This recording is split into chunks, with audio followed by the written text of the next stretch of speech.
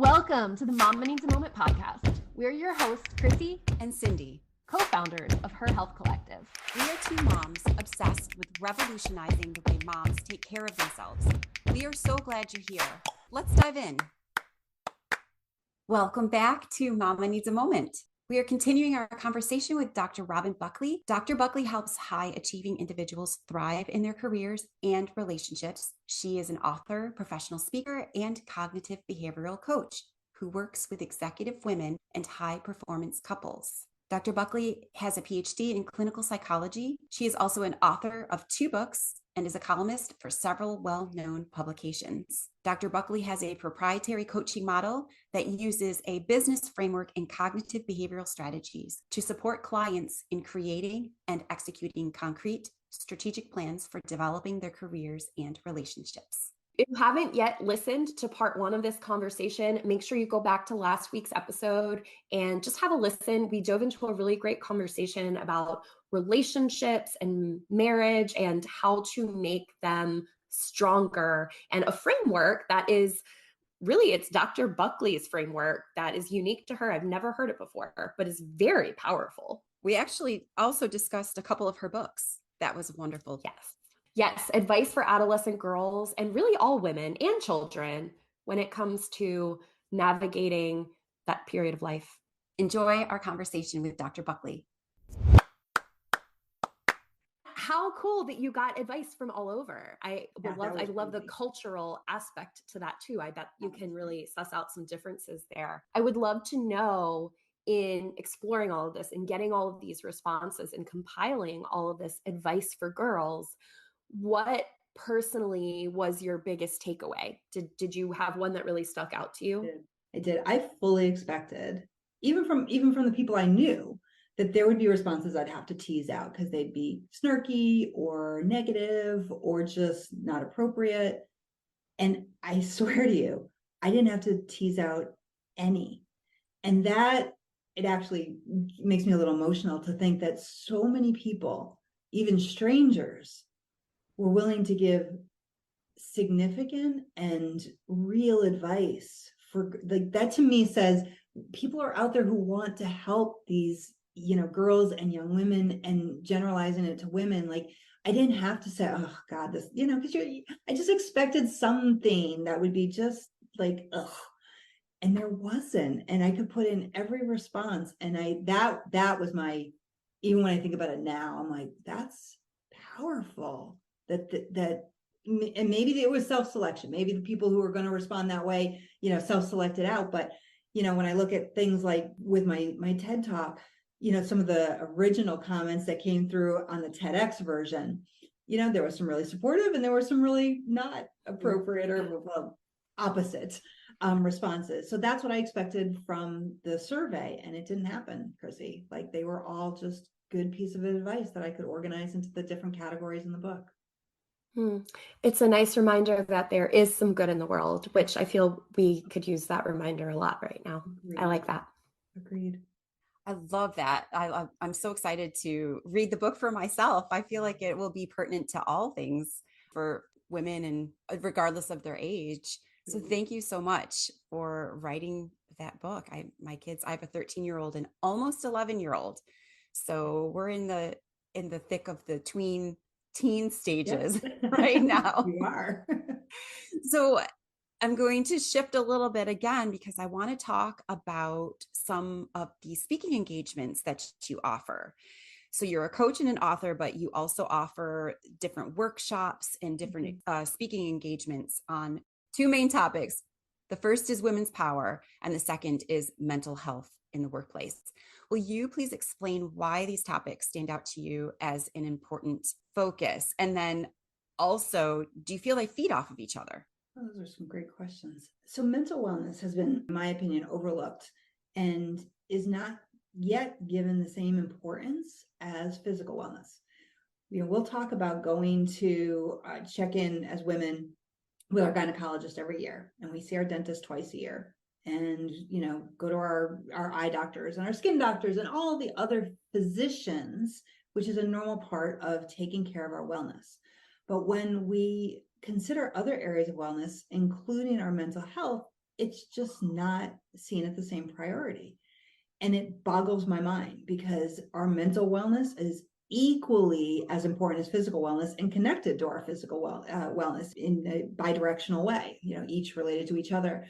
So certainly the pandemic brought a lot of this to a head in terms of mental wellness, and a captured audience is the workplace. Having people feeling good from a psychological perspective benefits everybody. It benefits the employee at the very start and the foundational level, but it branches out into the organization overall. And I'm seeing more and more businesses and organizations and leaders who recognize this and who realize how important it is to support this idea of mental wellness. So again, using my background with clinical psych, I love working with individual clients and the couples that I work with, but I wanted to expand to try and hit a bigger audience. And luckily, again, one of the few silver linings of the pandemic is people opened up to the idea of webinars and letting me be on a virtual stage with them, sharing these ideas and talking to leaders and employee resource groups around the importance of mental wellness.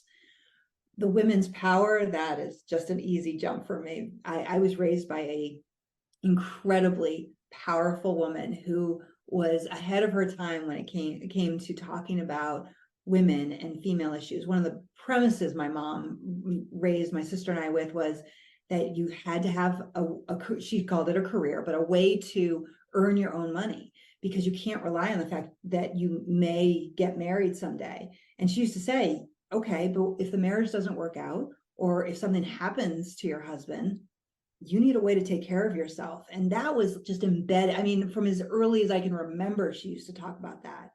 And it's one of the biggest gifts she gave to both my sister and I, who are the type of women that, God forbid, something happened, in my case, to my husband, I'd be okay. I'd be more than okay. Or when I did get divorced, I was okay. I had to work hard and restart a lot of stuff, but I had that.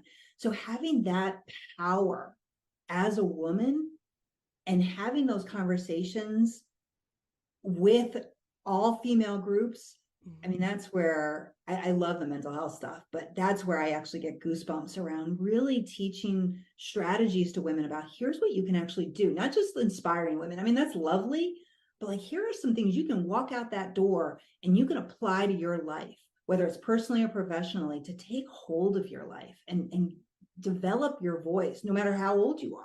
So yes, they're definitely related. I think that organizations that support mental wellness tend to be more open to letting women have a voice and have a seat at the table and develop conversations that even 5-10 years ago, we would have never had in the workplace, like talking about menopause openly at work, seeing it as related to physical and mental health. I think that's so cool that we're having these open conversations about taboo topics now. Absolutely. Yes. To everything that you said. And I'm interested.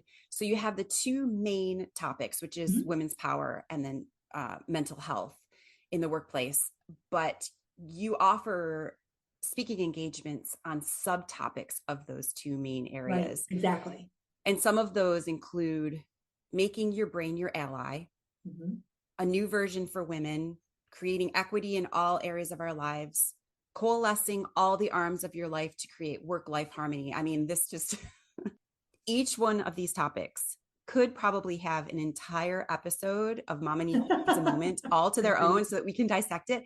But we'd like to look at these topics and how they apply specifically to moms, beginning with making your brain your ally. How can someone, a mom, make their brain their ally rather than their adversary? I'm gonna give you the hardest one particularly for moms, including me.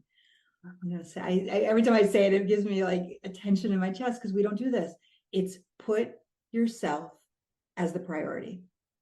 Oh my gosh. Has to be right at the foundation, right at the start. You're grabbing your chest too. I'm grabbing my chest because before getting on, I was telling Christy, so my husband had surgery on his arm, so he's kind of laid out, and then my daughter was sick, and so she was laid out, And this morning, everybody was getting ready for school. And I kept hearing, Mom, Mom, can you get me Mom, Mom? And I was just like, oh my gosh.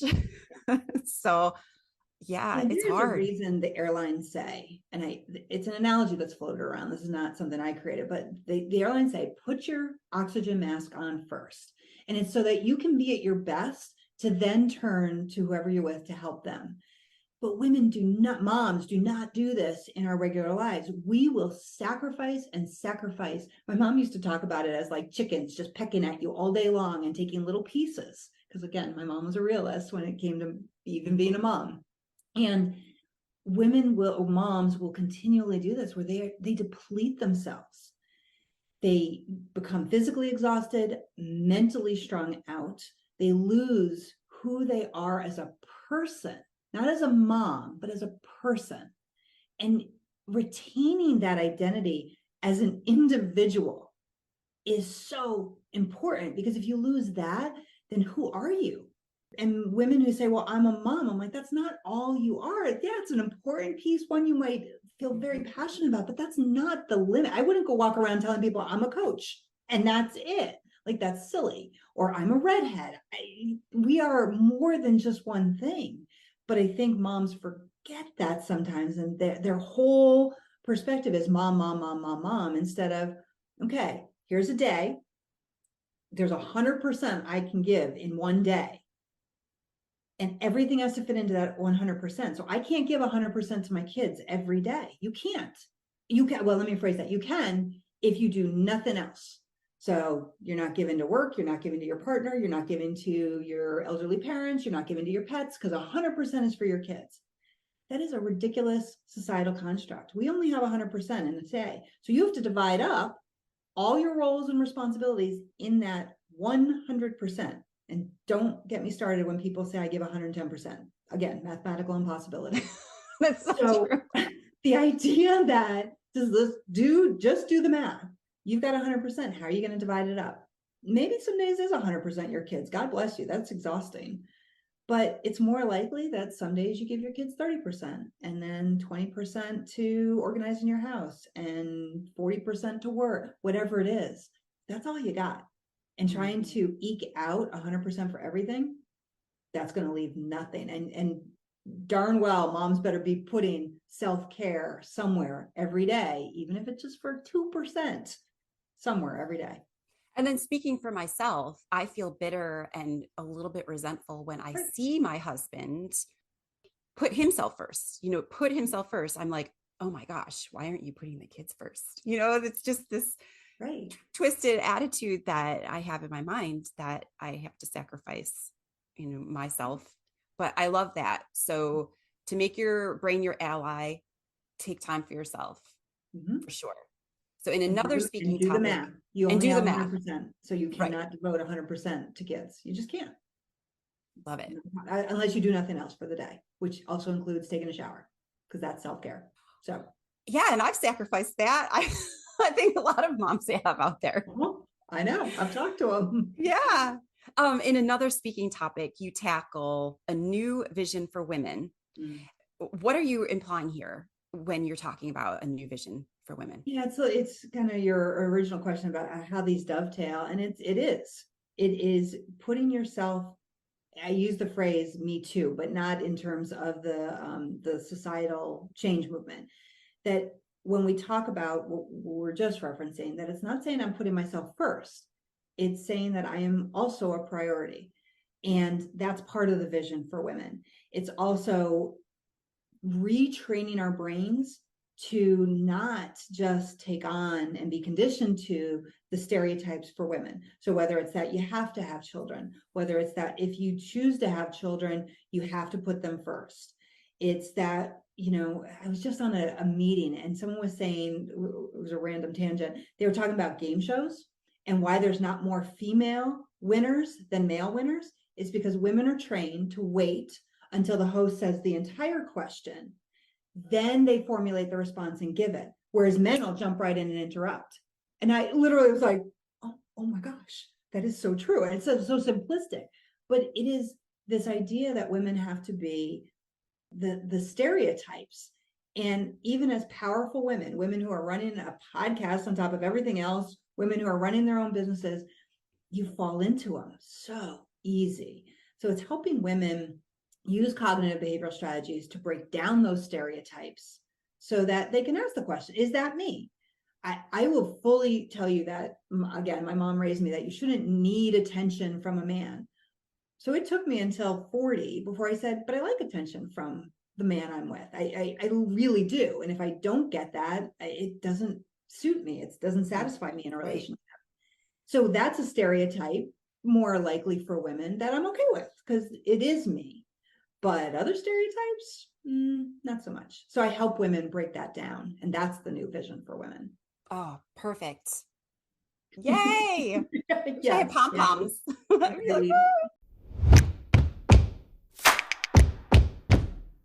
This episode is sponsored by Her Circle, the supportive and welcoming community for moms created by Her Health Collective. Her Circle is a welcoming and supportive community for moms who are passionate about making change for themselves, their families, the community, and the world. Together, this village of women are revolutionizing the way moms take care of themselves.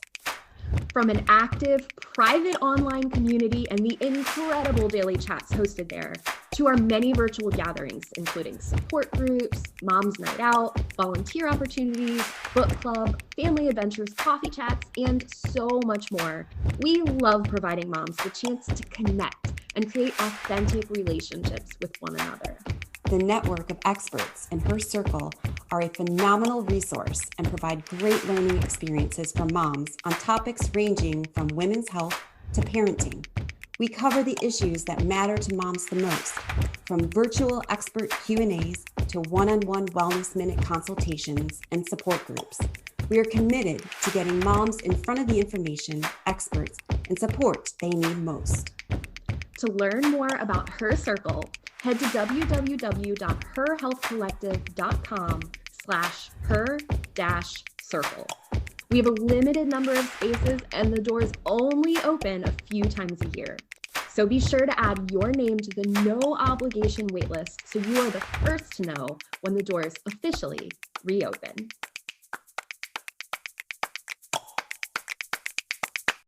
I do have one more for you. Yes. What are some ways powerful women can step into their power, be a model for their children, and still create work-life harmony? This is so tough, but. Yeah, and I hate to be redundant, but it really is allowing your kids to see that you are also a priority, that they are important and a priority, but so are you. I'll give you a really clear example recently, a sad example, and you both are aware of this. So my mom died 2 months ago. It has been the hardest thing I've ever been through in my life. I did not expect the level of grief that you know it's hard, but when you go through it, it's mind blowing. At one point, my 20-year-old daughter was struggling with something, and it was significant in her world, trying to figure things out. And I had to say to her, didn't have to, I chose to say to her, I do not have the cognitive energy right now. I don't have the energy. I don't have the patience. I have to focus on just maintaining myself right now. I don't have it, and I don't know when I'm going to have it back, but it might take weeks and it might take months, and I will be there for you in ways I can, but it's not going to be at the same level as what you're used to. And that's just the way it is. That was incredibly hard to do. That is not how I was raised. And that is not how society has taught me to be a mom. My society has taught me to push it all aside and be there for my kid. And I could have done that, and it probably would have been detrimental to her, definitely would have been detrimental to me. And I said, nope, I'm actually going to take this time. Now, I know that's an extreme case, and of course, some of your listeners might be like, well, of course, but no, it just was a hard no, I'm going to do this.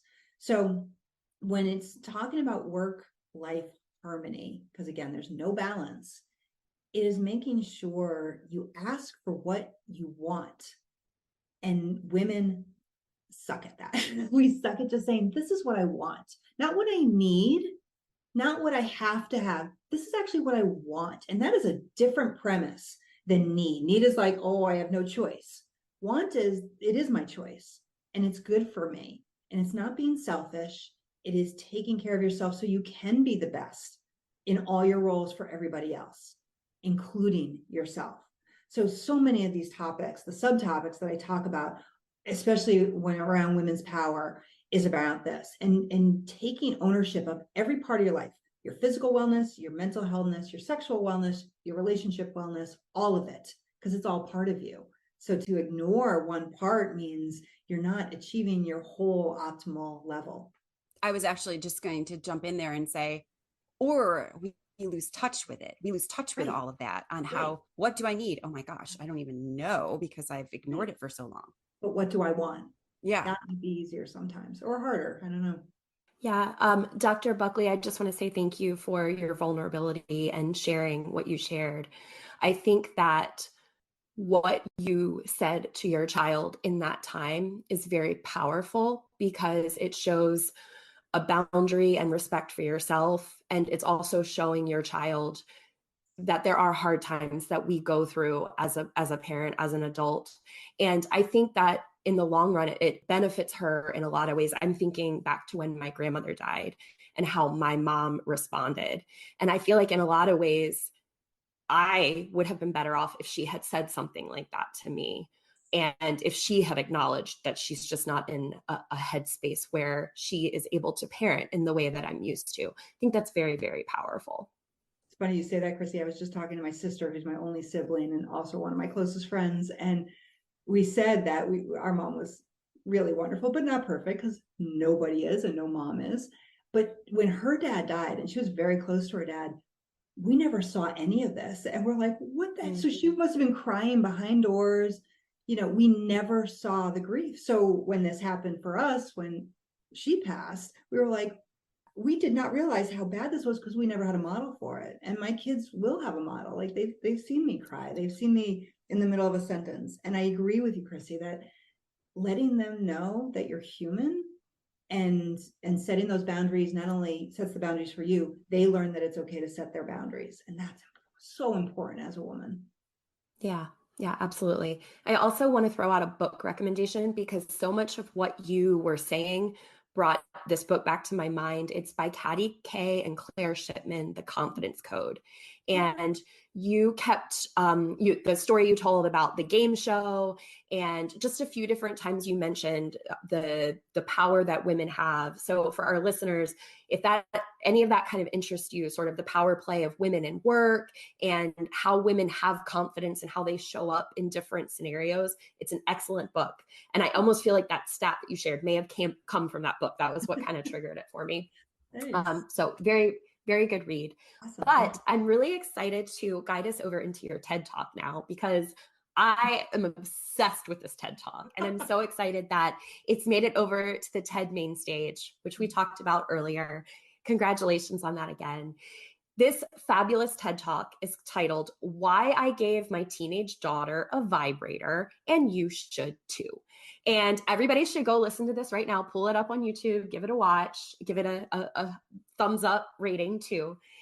In this talk, you explore the idea that sexual pleasure for girls, young women, and adult women is more than what it seems. It's about connecting women from early ages and into their adulthood to who they are physically, mentally, and psychologically. Being comfortable with their sexual pleasure can help young women connect with their identities and embrace ownership of themselves. Ultimately, by connecting to their sexual pleasure, women of all ages find their voice and equalize the playing field in all areas of their lives, from the bedroom to the boardroom. I love that phrasing. Not my phrasing, y'all. That's all Dr. Buckley right there. At the top of the TED Talk, you pose a very powerful question. You say, I absolutely love this. Why are we more comfortable talking about female pain, things like period cramps, breast cancer, birthing pains, miscarriages, and sexual assault, than we are talking about female pleasure? Why does a vibrator make us uncomfortable, but Viagra does not? You will also share some statistics. So if you're listening, buckle up because this will get your heart rate pumping a little bit. These may be shocking and uncomfortable for some parents. Girls typically develop a desire for sexual contact between the ages of 11 and 14. Between the ages of 15 and 19, 42% of them have had vaginal and or oral sex. Through the cell phones right in their back pockets, 57% of girls and 84% of boys between the ages of 14 and 18 have watched pornography. Now, I just typed up and took in a lot of information, like quoted you verbatim from your TED Talk, because I think A, all of this information is very important, and B, I want people to have a little bit of context as we dive into this conversation. But C, everybody, again, should go listen to the entire TED Talk because it's really, really good. But Dr. Buckley, I'd love to know, what is your advice for parents when it comes to raising girls in a way that they can connect to their sexual pleasure while still feeling like they are protecting them as much as possible? So hard nowadays. Nowadays, I sound like I'm 90, but it's so hard when there's so much out there. And I think the best way, and again, I get random emails from people who ask me these kind of questions, is just the open communication.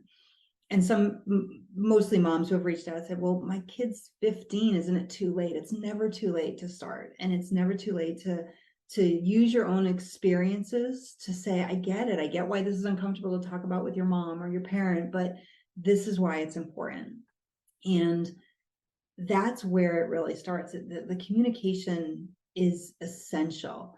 And the hardest part for parents, myself included, is not being judgmental when your kid, or reactive when your kid comes with a question. I mean, it's so easy. They come with this like thing that, again, you're like, where, how, why are they asking? And did this already happen? And all those like protective questions. But trying to retain, and sometimes cognitive behavioral strategies help with this, that objectivity to answer their questions. And what I usually tell people is establish your goal, and establish your goal before your kid comes with the questions. Is your goal to protect them, or is your goal to give them accurate information so they can protect themselves? That's hard because you want to do both. You can't do both always. You're not always going to be there. So my choice was to offer information so that my kids could protect themselves, whether it was my sons or my daughters. That was my goal. And I established that really early in my life, again, probably from teaching from my mom. So when my kids came to me with questions that I did not expect or out of the blue, and in the TED Talk, I talk about how this whole talk was created based on a question when I was driving with my 13-year-old daughter. And she asked, about using a vibrator, or told me she was using, actually, she didn't say she was using a vibrator. She said she was masturbating. And I was like, what? We're running errands. Where did this come from? And my brain went into that like tailspin. And I was like, all right, is my goal to have a reaction and freak out, or is my goal to help her? And my goal is to help her. So I think when parents establish what your goal is and then stick with that goal, and anything that's going to come out of your mouth that isn't aligned with that goal, you squelch it. And sometimes it takes, and I've talked with parents walking out of the room saying, you know what, that's a really important question. I'm going to go think about that. And because I want to give you the best answer. And sometimes they're walking out of the room because they need to go freak out in the bathroom, get themselves together so they can come back and have a rational conversation with their child. But if you react in that moment, when your child asks you something, like another client I referenced in the TED Talk, when she was talking about anal sex, if there was a reaction when that happened, well, how do you know about that? And why would you ask me about that? And have you done it? Your kid's never coming back to you. And they're going to get information on the internet or from friends, two of the worst places for them to get any kind of accurate information. So that's the first step, is establishing your goal and then making sure that becomes your litmus for any conversation you have with your kids. And if you can't handle it, then you check yourself out of that conversation until you can, or you hand off to someone who can. So in my case, for example, my girl's biological father has a really hard time with these conversations. They don't go to him with these conversations because they're afraid of his reaction, or they're uncomfortable with his reactions because it makes him uncomfortable. So he hands it off to me, and that's okay. That's absolutely okay to know your strengths and weaknesses, especially when you have someone else who can step in. Yeah. Now, you said your daughter brought up to you that she was masturbating. And I think that right there shows an open line of communication, that she felt comfortable coming to you with that. And you mentioned that your children wouldn't do that with our father necessarily in this case. So you mentioned not being reactive, Mhm. objectivity when you're answering questions, and establishing that goal beforehand of For yourself. protecting them or giving them accurate information so they can protect themselves. And these are all hugely helpful, especially in the moment.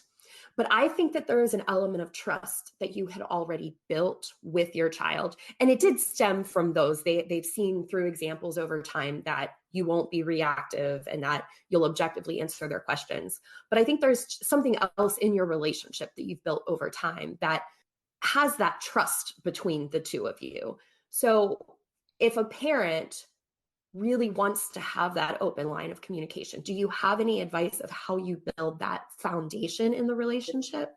Yeah, it goes back to another question. Questions are great because questions let people have choice. And I understand as parents, sometimes it's hard to phrase questions so that it's an okay choice on either side. But the question that I suggest to parents and that they use and that I use now almost like a mantra is when your kid comes to you, you ask the question. So this is about any topic. Are you looking for advice or do you want me to listen? Simple question. And they get to choose. And the trick is if they choose that they just want you to listen, you have to really keep your mouth shut because you asked them the question, they gave you the answer, and now you give them what they asked for. And that's hard for parents. But of course, we want to help and we want to give advice and we want to steer them away from trouble. But if you ask that question and you do what they asked for, that's how you build trust. And I've seen that work with 20-year-old kids coming to their parents and who don't have a trusting relationship, and their parents start asking that question, do you want advice or do you want me to listen? And as long as you ask the question and then adhere to what your child said, then it's amazing how quickly they trust that when they come to you, they're going to get what they actually need in the moment. Because honestly, if you're trying to give advice and your kid doesn't want it right at that moment or isn't open to it, it's a waste of time anyway. And it's also okay if they say, I want advice, and then you start giving advice and they're like fighting you and you're like, okay, let's just reevaluate. Do you want me to listen because it doesn't seem like you want the advice, and that's okay? Or do you still want advice and you're just questioning? They get to adjust it. If the conversation isn't going well, a lot of parents will fight back. Like, you said you wanted advice, instead of just saying, hey, again, just like you would do at work. Hey, this doesn't seem to be the right time. Do you want to go back to me just listening? Because that's okay. And then we can do advice later on. We would do that in a heartbeat at work because it's not a place where you're going to have fights and debates. But yet with our kids, we forget all that. We're just like, oh, no, you said you wanted to listen, or you said you wanted advice, and it's not worth it. So the advice listen question is ridiculously magical in creating trust quickly, even with older kids. Oh, so good. So good. Another question that I've had a therapist help me reframe is, rather than just saying why to somebody, help me understand. Yes. Will you help me understand Right. Mm-hmm. your reason for blah, blah, blah? It softens it so much. So Does. yeah, there's That is definitely something in delivery, right? it really is. Yep. Help me understand. Or I wasn't really clear and I really do want to make sure I understand what you're coming. Yeah. Any of that is also magical. Dr. Buckley, as a clinical psychologist, author, speaking guru, workshop guru, all of the good stuff, your mom, you have so much wisdom. You have the attention of our entire audience, of which the majority of our base is moms. So based on your expertise, what is the most significant call to action you'd encourage moms to take in their lives? A huge shout out to our Patreon subscribers. Your support truly means the world to us. Thanks to you, we are able to continue the weekly production of Mama Needs a Moment and get this valuable information from these incredible guests out to you, our listeners. This final question has been recorded as a mini bonus episode and is available for our Patreon subscribers to go listen to right now. We asked Dr. Robin Buckley to answer the question of what is the most significant call to action she'd like to encourage moms to take in their lives. Be sure to log into your Patreon account and have a listen. It's been such a joy talking to you. It really has. I've learned so much. I've written down a bunch of things that I want to take with me as we wrap this conversation up. So thank you for your time. Absolutely. This has been an honor. I've really enjoyed it. Thank you so much, Dr. Buckley. Thanks, Chrissy. Takeaways from part 2. What did you walk away with, Cindy? I really enjoyed when Dr. Buckley started talking about establishing a goal before your kid comes to talk to you. This came from our conversation around creating an open line of communication with your child. And that was actually a big takeaway for me too. That whole conversation, she said something that really resonated with me, probably because it's my own personal struggle in motherhood in particular, is being reactive.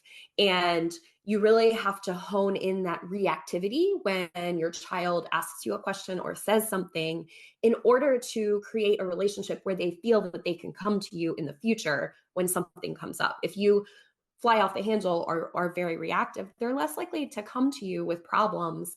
And in this case, we're talking about questions about things. So that really stuck out to me. She provided a question that is very beneficial to ask your kids prior to just diving into offering them feedback. She said, "Are you looking for advice or do you want me to just listen to you?" And that's wonderful.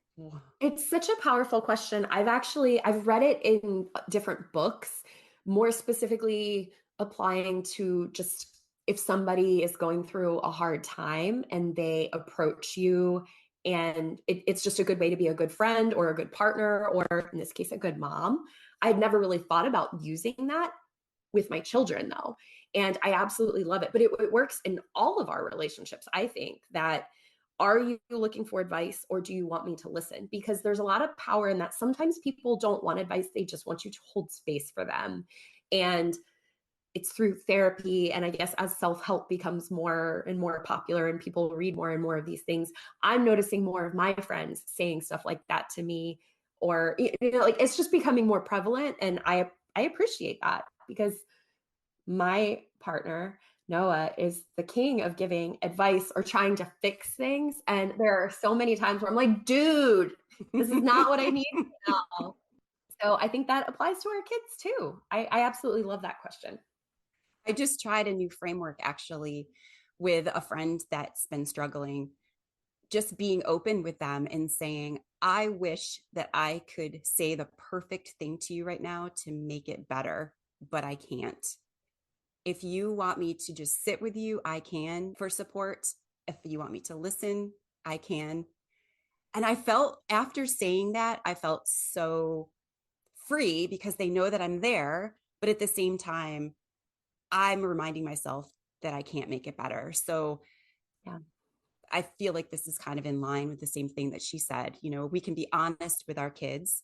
That was another piece that she had said in one of the episodes about just being really open with your children about if you're struggling with something, letting them know that you're not completely available to them at that moment. Yeah. There's a lot of power in that honesty, and both for ourselves and the individual, in this case, our child that we're talking to. So yeah, absolutely love it. High five, friend. We've enjoyed hanging out with you. Follow us so you're the first to know when we drop a new episode. If you've enjoyed your time with us, let us know by leaving a review. We always love hearing from you. Until next time, stay true to you.